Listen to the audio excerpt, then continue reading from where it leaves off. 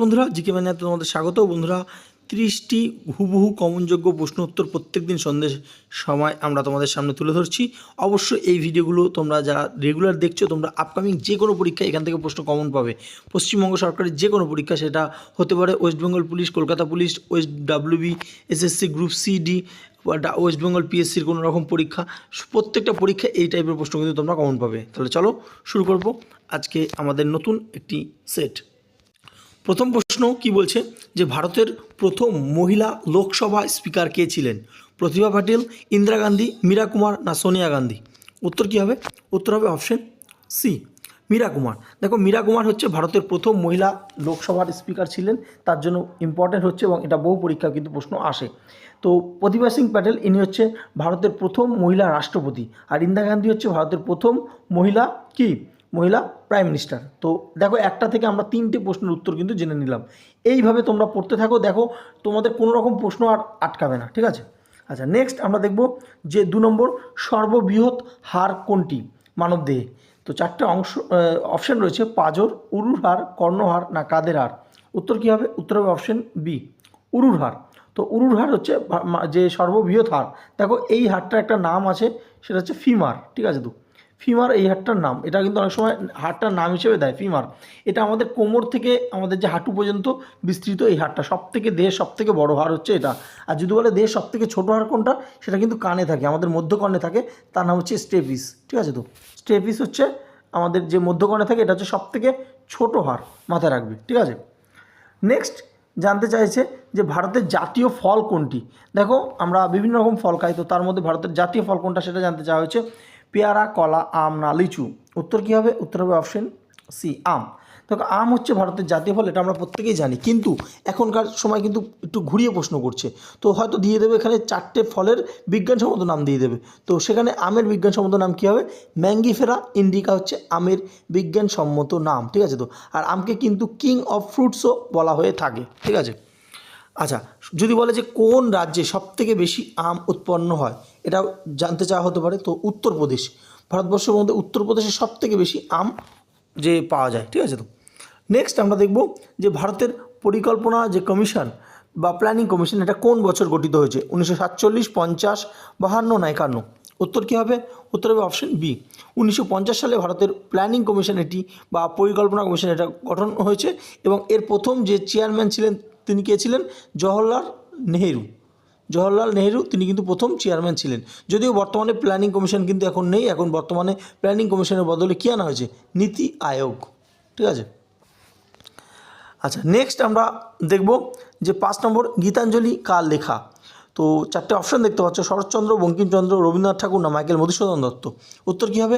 উত্তর হবে option C, Rabindranath ঠাকুর। দেখো, রবীন্দ্রনাথ ঠাকুর গীতাঞ্জলি এই কাব্যগ্রন্থ লিখেছেন, এবং এই যে গীতাঞ্জলিটা, এটাকে ইংরেজিতে অনুবাদ করার জন্য কিন্তু তাকে নোবেল পুরস্কার দেওয়া হয়েছে। কত সালে? 1913 সালে প্রথম এশীয় হিসেবে কিন্তু তিনি নোবেল পুরস্কার পেয়েছিলেন, মাথা রাখবে।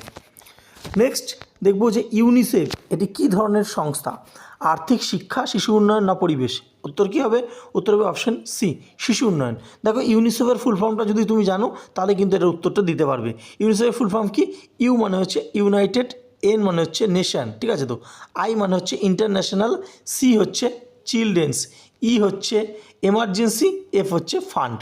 তাহলে বুঝতে পারছো, চিলড্রেন্স এমার্জেন্সি ফান্ড, অর্থাৎ শিশুর যে উন্নয়নের জন্য এটা কাজ করে থাকে। এখান থেকে আরেকটা প্রশ্ন দেয়, ইউনিসেফের হেডকোয়ার্টার কোথায় বা সদর দপ্তর কোথায়? সেটা হচ্ছে নিউ ইয়র্কে আছে। এটা কোথায়? আমেরিকায় অবস্থিত, ঠিক আছে? নেক্সট 7 নম্বর প্রশ্ন, যে সতীশ ধাওয়ান স্পেস সেন্টার এটা কোথায় অবস্থিত? মহারাষ্ট্র, তামিলনাড়ু, উড়িষ্যা না অন্ধ্রপ্রদেশ? তো 4টে অপশান রয়েছে, উত্তর কী হবে? উত্তর হবে অপশন ডি, অন্ধ্রপ্রদেশ। তো অন্ধ্রপ্রদেশের শ্রীহরিকোটাতে কিন্তু এই সতীশ ধাওয়ান স্পেস সেন্টার রয়েছে, ঠিক আছে? তো আরও একটা স্পেস সেন্টার জানতে চাওয়া হয়, সেটা হচ্ছে বিক্রম সারাভাই যে স্পেস সেন্টার, এটা কোথায় আছে? এটা কেরালা ত্রিভুবনপুরমে রয়েছে, মাথা রাখবে। নেক্সট 8 নম্বর প্রশ্ন, ভারতের জাতীয় পশু কোনটি? সিংহ, বাঘ, চিতা না গন্ডার? উত্তর কী হবে? উত্তর হবে অপশন বি, বাঘ। তো বাঘের বিজ্ঞানসম্মত নাম জেনে রাখো, সেটা হচ্ছে প্যান্থেরা টাইগ্রিস হচ্ছে বাঘের বিজ্ঞানসম্মত নাম। এবং যে কত সালে, যদি বলে কত সালে বাঘকে জাতীয় পশুর তকমা দেওয়া হয়েছে, সেটা হচ্ছে 1973 সালে ভারত সরকারের পক্ষ থেকে কিন্তু বাঘকে জাতীয় পশুর তকমা দেওয়া হয়েছে। নেক্সট আমরা দেখে নেব পরবর্তী প্রশ্ন, যে রাজ্যসভার সদস্যদের কার্যকালের মেয়াদ কত? 3, 4, 5 না 6? উত্তর কী হবে? উত্তর হবে 6। দেখো এখান থেকে যে প্রশ্ন আসে যে কোন সভা ভাঙা যায় না বা স্থায়ী, সেটা হচ্ছে রাজ্যসভা। রাজ্যসভা কিন্তু একটা স্থায়ী সভা, ঠিক আছে তো। এবং এর যে কার্যকালের মেয়াদ হচ্ছে 6 বছর, এবং প্রত্যেক 2 বছর অন্তর 1/3 করে মেম্বার কিন্তু অবসর গ্রহণ করে, ঠিক আছে। নেক্সট আমরা দেখব ভারতের প্রথম প্রধানমন্ত্রী কে ছিলেন। দেখো আমরা কিন্তু অলরেডি করেছি, এই জন্য এক্সট্রা ইনফরমেশন, অনেকে একজন কমেন্ট করছিল যে দাদা এক্সট্রা ইনফরমেশন দিতে হবে না, কিন্তু এক্সট্রা ইনফরমেশন না দিলে কিন্তু তুমি পরীক্ষা পাস করতে পারবে না। তুমি শুধু অনলাইনের প্রশ্ন উত্তর পড়লে হবে না, তোমাকে এক্সট্রা ইনফরমেশন জানতে হবে। তার থেকে ওই এক্সট্রা ইনফরমেশন থেকে দেখবে কখনো পরীক্ষায় প্রশ্ন চলে এসেছে, ঠিক আছে। তো ভারতের প্রথম প্রধানমন্ত্রী কে ছিলেন, এটা আশা করি তোমরা উত্তর দিয়ে দেবে। মহাত্মা গান্ধী, রাজেন্দ্র প্রসাদ, জওয়াহরলাল নেহরু না সর্দার প্যাটেল?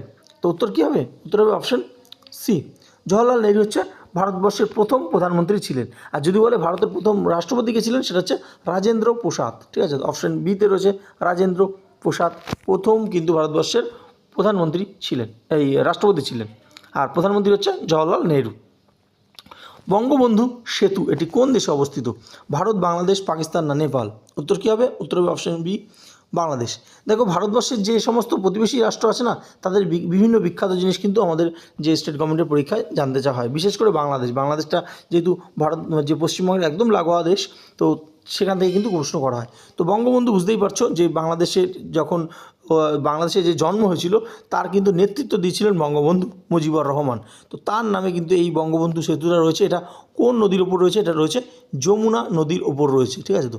আচ্ছা, এখান থেকে একটা প্রশ্ন কারেন্ট অ্যাফেয়ার্স হিসেবে আসতে পারে, কারণ যে 2022 নাগাদ কিন্তু বাংলাদেশের সবথেকে বড় সেতু তৈরি হয়েছে, ডবল ডেকার সেতু, ঠিক আছে। অর্থাৎ ওপরেরটা থেকে গাড়ি যানবাহন চলবে আর নিচেরটা থেকে রেল চলবে, ঠিক আছে তো। সেটা হচ্ছে, তার নাম কি? তার নাম হচ্ছে পদ্মা সেতু। পদ্মা নদীর ওপর তৈরি হয়েছে এবং বাংলাদেশের সবথেকে যে দীর্ঘতম সেতু, ঠিক আছে।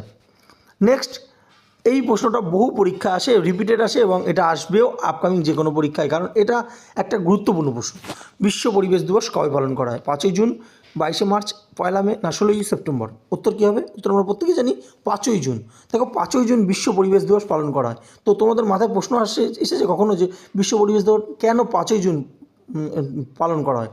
কারণ তোমরা শুনেছো 1972 সালে স্টকহোমে একটা পরিবেশ যে কনফারেন্স হয়েছিল, সেই পরিবেশ কনফারেন্সের প্রথম দিন 5ই জুন ছিল, এবং তার থেকে কিন্তু এই 5ই জুনটা বিশ্ব পরিবেশ দিবস হিসেবে পালন করা হয়ে আসছে। নেক্সট 13 নম্বর প্রশ্ন আমরা দেখে নেব, যে ব্রহ্মপুত্র নদ এটা কোন দেশ থেকে উৎপন্ন হয়েছে? ভারত, নেপাল, তিব্বত না বাংলাদেশ? উত্তর কী হবে? উত্তর হবে অপশন সি, তিব্বত।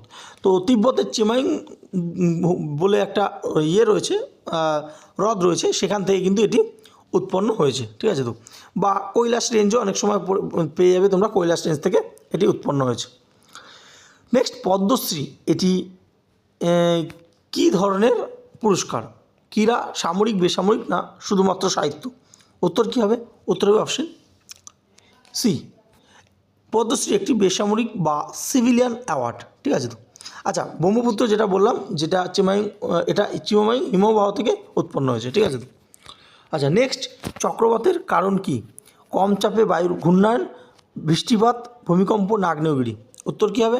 উত্তর হবে অপশন এ, কম চাপে বায়ু ঘূর্ণায়নকে চক্রবাত বলে। দেখো এই চক্রবাত কিছুই না, ঘূর্ণিঝড়টাকেই চক্রবাত বলে। অনেক সময় তোমরা আকাশবাণীতে শুনেছো যে আর কিছু ঘন্টার পরে বা আজকে বা কালকে এরকম যে একটা চক্রবাত হবে, অর্থাৎ ঘূর্ণিঝড় হবে, ঠিক আছে তো। নেক্সট আমরা দেখব যে ভারতের সংবিধান কবে গৃহীত হয়? এটা তো বহু পরীক্ষায় রিপিটেড প্রশ্ন, ঠিক আছে তো। তো কবে গ্রহণ করা হয়েছিল? 26শে জানুয়ারি 1950, 15ই আগস্ট 1947, 26শে নভেম্বর 1949, 30শে জানুয়ারি 1948? উত্তর কী হবে? উত্তর হবে অপশন সি, 26শে নভেম্বর 1949 সালে ভারতের সংবিধান গৃহীত হয়েছিল। দেখো এখানে তিনটে যে অপশন আছে না, এই তিনটে অপশন থেকেই পরীক্ষা ঘুরিয়ে ফিরিয়ে প্রশ্ন আসে, তোমাদের জানতে হবে কি। দেখো ভারতের সংবিধান গ্রহণ করা হয়েছিল হচ্ছে 26শে নভেম্বর 1949, আর 26শে জানুয়ারি 1950 এটা ভারতের সংবিধান কার্যকর হয়, তার জন্যই তো আমরা রিপাবলিক ডে পালন করি, ঠিক আছে। আর 15ই আগস্ট 1948 আমরা প্রত্যেকে জানি এদিন ভারতবর্ষ স্বাধীন হয়েছিল। আর 30শে জানুয়ারি 1948 এই দিন গান্ধীজিকে হত্যা করা হয়েছিল নাথুরাম গডসে দ্বারা, এবং এই 30শে জানুয়ারি তার জন্য শহীদ দিবস হিসেবে কিন্তু পালন করা হয়ে থাকে, ঠিক আছে। নেক্সট আমরা দেখব যে মানবদেহের রক্তের রং লাল হওয়ার কারণ কি? হিমোগ্লোবিন, কার্বন, লোহা না ক্যালসিয়াম? উত্তর হবে অপশন এ হিমোগ্লোবিন। দেখো হিমোগ্লোবিন থাকার জন্য রক্তের রং লাল, সেটা কারণ, কিন্তু তার থেকে বড় কারণ হিমোগ্লোবিন কি রয়েছে এখানে, আয়রন রয়েছে, তার জন্য কিন্তু এটা লাল। নেক্সট আমরা দেখব ভারতের কোন রাজ্যে সূর্যোদয় সবার আগে হয়? অরুণাচল প্রদেশ, পশ্চিমবঙ্গ, নাগাল্যান্ড না মিজোরাম? উত্তর কী হবে? উত্তর হবে অপশন এ অরুণাচল প্রদেশ। দেখো বুঝতেই পারছো, যদি এটা ভারতবর্ষের ম্যাপ হয়, অরুণাচল প্রদেশ একদম পূর্ব দিকে অবস্থিত। তো স্বাভাবিকভাবে আমরা জানি পূর্ব দিকে সূর্য ওঠে, তো স্বাভাবিকভাবে অরুণাচল প্রদেশ প্রথমে সূর্য দেখবে, ঠিক আছে? তো আর গুজরাট সব থেকে পশ্চিমে রয়েছে, তাহলে গুজরাট সব থেকে দেরিতে কি সূর্যাস্ত হবে, ঠিক আছে? তো নেক্সট জনগণমন এটি প্রথম গাওয়া হয় কত সালে? তো 1911, 47, 50 না 48? তো কী হবে? উত্তর হবে অপশন এ 1911। দেখো জনগণমন এটা আমরা জানো যে ভারতবর্ষের ন্যাশনাল অ্যান্থেম। তো এটি কে রচনা করেছেন? এটি রবীন্দ্রনাথ ঠাকুর রচনা করেছেন, ঠিক আছে? নেক্সট ভারতের সবচেয়ে দীর্ঘতম নদী কোনটি? ব্রহ্মপুত্র, গঙ্গা না যমুনা না গোদাবরী? তো এর উত্তরটা কী হবে? এর উত্তরটা হবে অপশন বি গঙ্গা। তো গঙ্গার যে দৈর্ঘ্য জানতে চাওয়া হয় 25 জেনে রাখো, 25 কিমি, ঠিক আছে? তো আচ্ছা, এটা মনে রাখার নিয়ম, ঠিক আছে? তো আচ্ছা, নেক্সট যেখানে দেখতে পাচ্ছ যে ব্রহ্মপুত্র বা সিন্ধু, এটা কিন্তু গঙ্গার থেকে অনেক বড়, ঠিক আছে? তো ইন্দাস রিভার বা ব্রহ্মপুত্র রিভার এটা গঙ্গার থেকে অনেক বড়, কিন্তু এগুলো ইন্টারন্যাশনাল রিভার, অর্থাৎ এগুলো অনেকগুলো দেশের মধ্যে দিয়ে গেছে, ঠিক আছে? তো আর এটা গঙ্গা নদী হচ্ছে শুধুমাত্র পুরোপুরি ভারতের, তো ভারতের দীর্ঘতম বলে গঙ্গা নদী কিন্তু হবে, ঠিক আছে? তো পরবর্তী দেখব নীল দর্পণ নাটকটি কে লিখেছিলেন? 4টে অপশন: দীনবন্ধু মিত্র, মাইকেল মধুসূদন দত্ত, রবীন্দ্রনাথ ঠাকুর না ঈশ্বরচন্দ্র বিদ্যাসাগর? উত্তর কী হবে? উত্তর হবে অপশন এ দীনবন্ধু মিত্র। তিনি নীল চাষিদের দক্ষ দুর্দশার কথা নিয়ে এই নীল দর্পণ নাটকটি রচনা করেছিলেন। এখান থেকে আরও একটা প্রশ্ন দেয় যে এই নীল দর্পণ নাটকটি ইংরেজিতে অনুবাদ করেছেন কে? সেটা হচ্ছে মাইকেল মধুসূদন দত্ত, ঠিক আছে? তো নেক্সট আমরা দেখব ভারতের বর্তমান মুখ্য নির্বাচন কমিশনার কে? রাজীব কুমার, জ্ঞানেশ কুমার, মনোজ কুমার না সুপ্রিম কুমার? উত্তর হবে অপশন বি জ্ঞানেশ কুমার হচ্ছে ভারতবর্ষের বর্তমান মুখ্য নির্বাচন কমিশনার। কারেন্ট অ্যাফেয়ার্সের গুরুত্বপূর্ণ প্রশ্ন: ভারতরত্ন কে প্রদান করেন? রাষ্ট্রপতি, প্রধানমন্ত্রী, লোকসভার স্পিকার না সুপ্রিম কোর্ট? তো উত্তর কী হবে? উত্তর হবে অপশন এ রাষ্ট্রপতি। তো ভারতরত্ন অ্যাওয়ার্ড রাষ্ট্রপতির দ্বারা কিন্তু দেওয়া হয়। নেক্সট খুবই গুরুত্বপূর্ণ একটা প্রশ্ন, কি বলছে যে ভারত সরকারের একটি শাখা পঞ্চায়েতি রাজ মন্ত্রক টিভিএফ, ঠিক আছে? টিভিএফ এর সাথে অংশীদারিত্ব করে আসলি প্রধান কন তৈরি করেছে? এটি কোন ওয়েব সিরিজের সাথে জড়িত? পঞ্চায়েত, পৌরসভা, লোকসভা না অপশন ডি মিনি সিরিজ? তো উত্তরটা কী হবে? উত্তরটা হয়ে যাবে অপশন এ পঞ্চায়েত। খুবই গুরুত্বপূর্ণ একটা সিরিজ পঞ্চায়েত। তো তার সঙ্গে কিন্তু যে একেবারে অংশীদারিত্ব করেছে ভারত সরকারের একটি শাখা পঞ্চায়েতি রাজ, এবং এই পঞ্চায়েত সিরিজটা কিন্তু খুবই পপুলার হয়েছে, এবং রিসেন্টলি পঞ্চায়েত সিরিজ 4 কিন্তু রিলিজ হয়েছে। তোমরা যদি না দেখে থাকো দেখতে পারো, খুবই ভালো একটা সিরিজ। আচ্ছা, পরবর্তী প্রশ্ন কি বলছে যে এনডিএ এটি কোথায় অবস্থিত? দিল্লি, পুনে, চণ্ডীগড় না হায়দ্রাবাদ? উত্তর কী হবে? উত্তর হবে পুনে। দেখো অ্যাকচুয়াল যে এনডিএ যে একাডেমিটা রয়েছে, ঠিক আছে, ন্যাশনাল ডিফেন্স একাডেমি যেটা রয়েছে, এটা খায়াকশালা রয়েছে, এটা পুনের থেকে কিছুটা দূরে অবস্থিত। তো পুনে যদি অপশানে না থাকে তাহলে ওটা উত্তর হবে, ঠিক আছে? তো নেক্সট দেখতে পাচ্ছ কি বলছে যে অক্ষয় তৃতীয়া এটি কোন ধর্মীয় উৎসবের সঙ্গে যুক্ত? হিন্দু, মুসলিম, খ্রিস্টান, বৌদ্ধ? আমরা প্রত্যেকেই জানি যে হিন্দু ধর্মীয় উৎসবের সঙ্গে যুক্ত, কিন্তু এখানে দেখো অপশন নেই।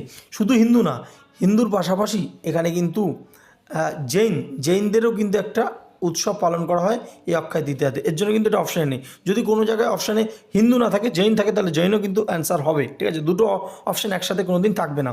এই হিন্দুদের এটা পালন করা হয় এই কারণে যে ত্রেতা যুগের এই সময় শুরু হচ্ছে, এছাড়াও মহাভারতের বিভিন্ন রিলেটেড কাহিনী এর সঙ্গে বর্ণিত আছে। আর জৈনদের এই উৎসবটা পালন করা হয় কারণ তোমরা জানো জৈনদের প্রথম তীর্থঙ্কর ঋষভনাথ ছিলেন। তো ঋষভনাথ যে ধ্যান করেছিল, ধ্যান করার পর প্রথম যে তিনি ধ্যান যে ভেঙেছিলেন বা উপবাস ভেঙেছিলেন, তারপর যে তিনি যেটি পান করেছিলেন এই অক্ষয় তৃতীয়ার দিনে, তার জন্য এই দিনটা তাদের কাছেও গুরুত্বপূর্ণ, ঠিক আছে? প্রশ্ন তোমরা দেখতে পাচ্ছ 27 নম্বর, যে ঘরে বাইরে কে রচনা করেছেন?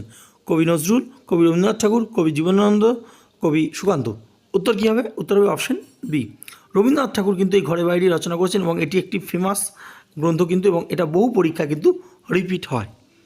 পরবর্তী প্রশ্ন, যে পারমাণবিক শক্তি নিয়ন্ত্রণ করে কোন সংস্থা? ডিআরডিও, ইসরো, AERB না CSIR? উত্তর কী হবে? উত্তর হবে অপশন সি, AERB। দেখো AERB যদি ফুল ফর্মটা জানো তাহলেই কিন্তু তুমি বুঝতে পারবে। এ থেকে হচ্ছে কি অ্যাটমিক, ই থেকে এনার্জি, আর থেকে রেগুলেটরি, বি থেকে বোর্ড। বুঝতেই পারছো, অ্যাটমিক এনার্জি রেগুলেটরি বোর্ড এটি ভারতের একটি সংস্থা যেটি পারমাণবিক শক্তি নিয়ন্ত্রণ করে থাকে। নেক্সট আমরা দেখব 29 নম্বর প্রশ্ন, যে নিচের কোনটি মানব দেহের উন্নয়ন সূচককে নির্ধারণে ব্যবহার করা হয় না? আয়ু, জিডিপি, শিক্ষা না জীবন যাত্রার মান? উত্তর হবে অপশন বি, জিডিপি। জিডিপিটা কিন্তু ব্যবহার করা হয় না, বাকি যেগুলো ব্যবহার করা হয় সেগুলো তোমাদের জানতে হবে।